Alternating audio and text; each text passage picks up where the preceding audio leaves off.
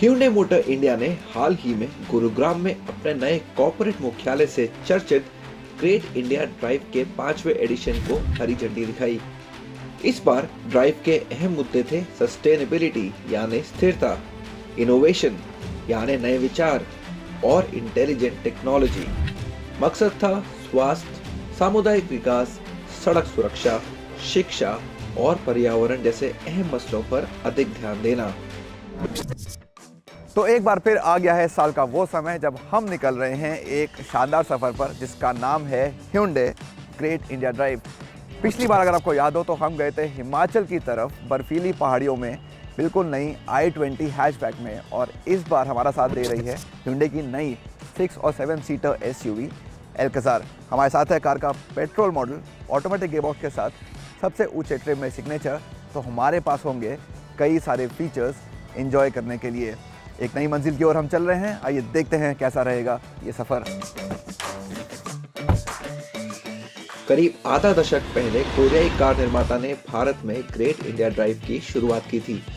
कोशिश थी देश की प्रगति की यात्रा में एक मजबूत भूमिका निभाने वाले लोगों की कहानियां दिखाना, और ऐसी ही किसी कहानी की तलाश में कारन बाइक की टीम भी निकल पड़ी।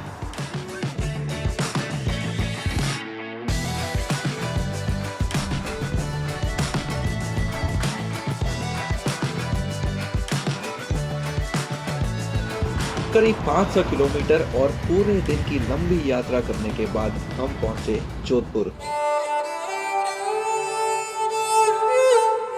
ये शहर कई मायनों में खास है। यहाँ इतिहास भरपूर है, जिसकी जीती जागती मिसाल है मेहरानगढ़ का ये किला, जहाँ से पूरे शहर का एक शानदार नजारा दिखता है।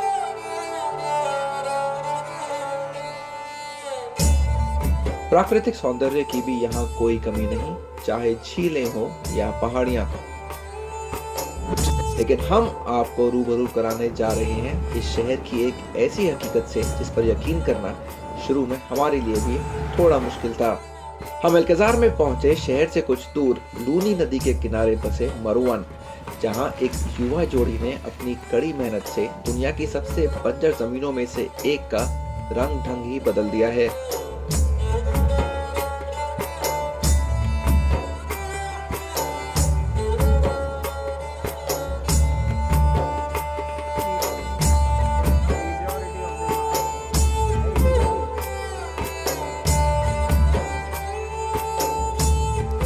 रेगिस्तान के बीचों बीच हरा भरा जंगल, ये वाकई में हैरान कर देने वाली बात थी। गौरव और वर्षा, आप ही से जान लेते हैं क्या है ये मरुवन।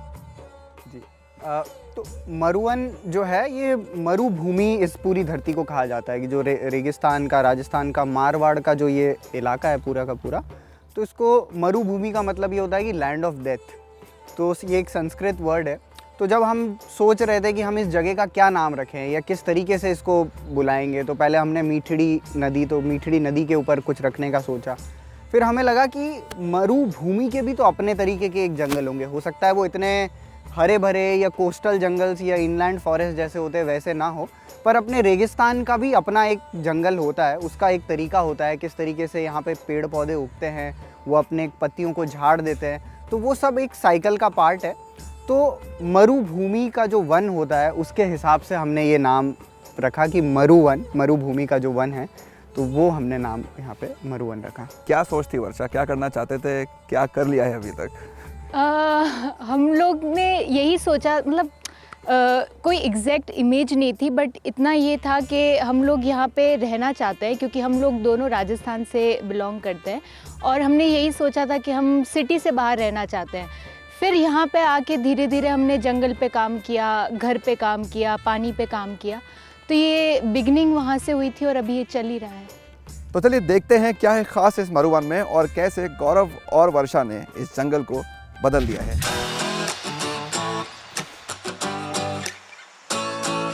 हम बढ़ चले उसी जंगल की ओर जिसकी कल्पना करना कुछ सालों पहले शायद गौरव और वर्षा के लिए भी आसान नहीं था। जब हम लोगों ने सोचा कि हम रेगिस्तान में काम शुरू करेंगे, हाँ, तो पहले हम बाहर से आके कुछ घंटों के लिए जगह को देख के चले जाते थे। तो जब हमने यहाँ पे ज़्यादा समय बिताना शुरू किया तो हमें समझ आया कि रेगिस्तान जिसको बोला जाता है ना, वो एक बहुत ही मिसअंडरस्टूड प्लेस है। हाँ, उसका जो हैबिटेट है, ये जिस तरीके से हमारी इच्छा होती है हम वो चीज़ देखना चाहते हैं यहाँ पे, पर जो फंक्शनैलिटी है किसी भी जगह की वो हम उसको समझते नहीं हैं कि यहाँ पे चीज़ें सूखेगी कुछ उस तरीके से नहीं हो सकती कि जैसी हर जगह पे हमें मिले।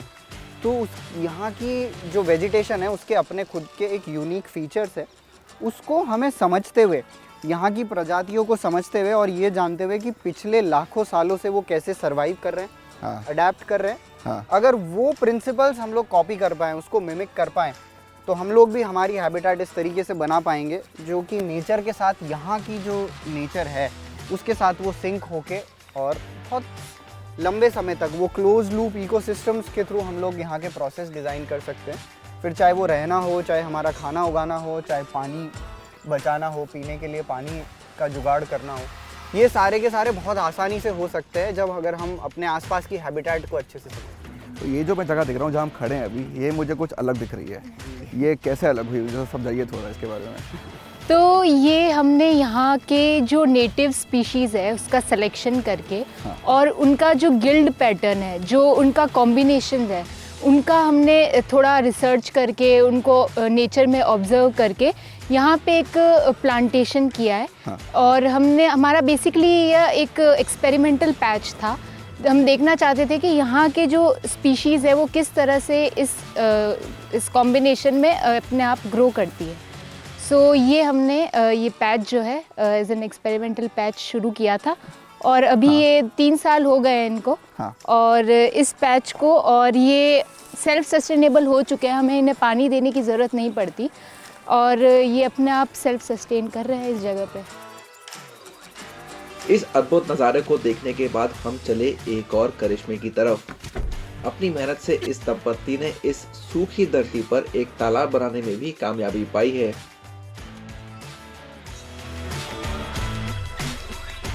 तो गौरव, एक तो है जंगल लगाना, हरे भरे पेड़ उगाना, लेकिन उसके लिए एक बहुत अहम रिक्वायरमेंट है पानी। बिल्कुल।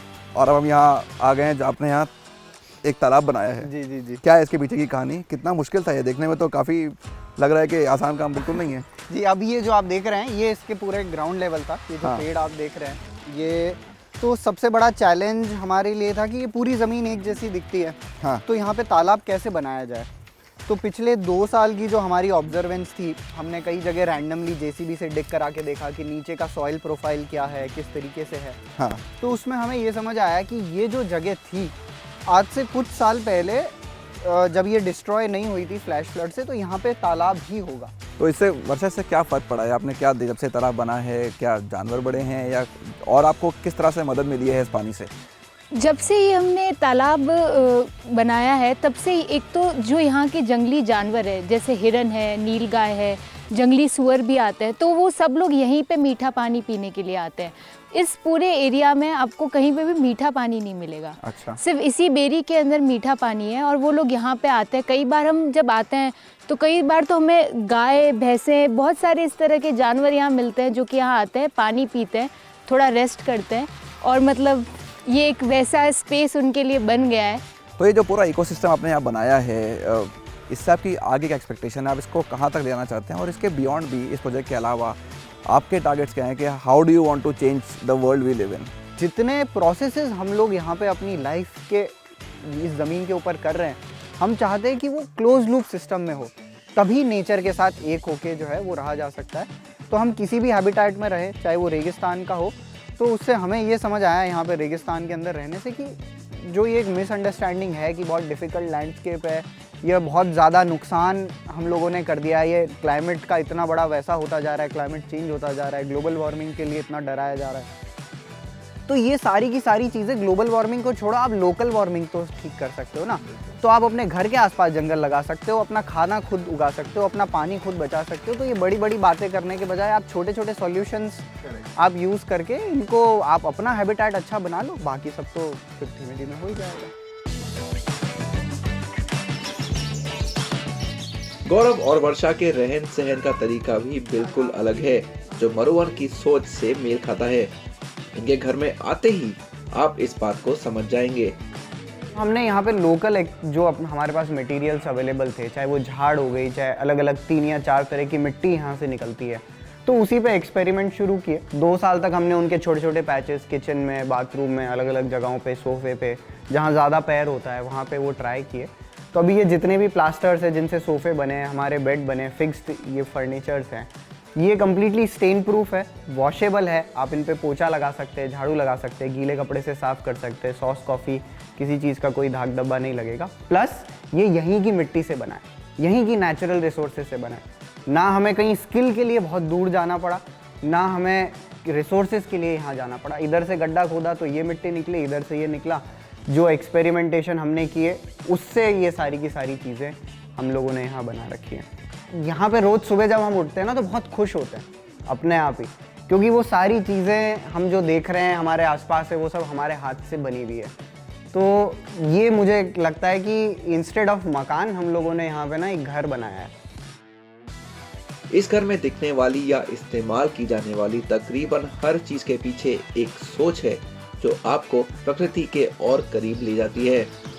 अगर आपको पर्यावरण की रक्षा करने के लिए कुछ प्रेरणा लेनी है तो मरुवन इसमें आपकी जरूर मदद करेगा।